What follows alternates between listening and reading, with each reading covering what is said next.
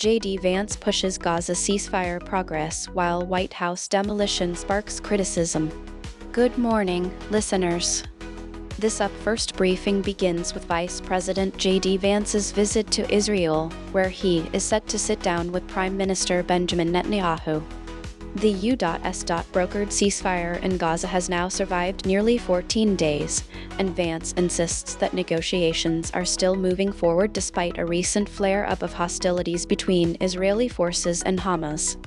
He highlighted that the next phase must prioritize basic humanitarian needs: food, medicine, and security for Gaza's civilians, while also laying the groundwork for a functional governing body in the enclave.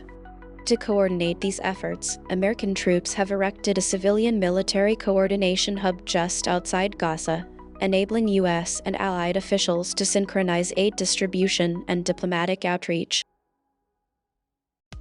On the home front, Washington remains in a shutdown after the Senate again failed to approve a spending bill. House Minority Leader Hakeem Jeffries warned that the public will increasingly pressure Republican leaders to restore health insurance subsidies, a major flashpoint in the impasse. President Trump, meanwhile, praised OMB Director Russell Vought for slashing what he described as Democrat-driven programs, including the cancellation of energy grant projects in blue state jurisdictions. Critics argue these moves are politically motivated and undermine long-term climate initiatives. The most eye-catching visual from the week, however, is the demolition of the White House's East Wing. The teardown is part of Trump's ambitious $250 million ballroom venture, a project that has sparked a wave of ethical concerns. Because the National Capital Planning Commission is effectively on pause during the shutdown, typical oversight mechanisms are absent, allowing the controversial construction to proceed unchecked. Tech giant Google has pledged $20 million to resolve a separate civil suit Trump filed, further fueling debate about private sector influence on government projects.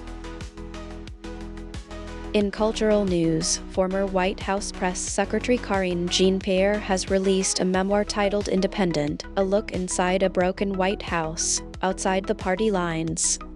In it, she critiques the Democratic Party's internal fractures, which she believes contributed to its loss in the 2024 presidential election. NPR's Life Kit segment offers cozy autumn suggestions, from swapping cold breakfasts for warm meals to embracing low-effort Halloween costumes.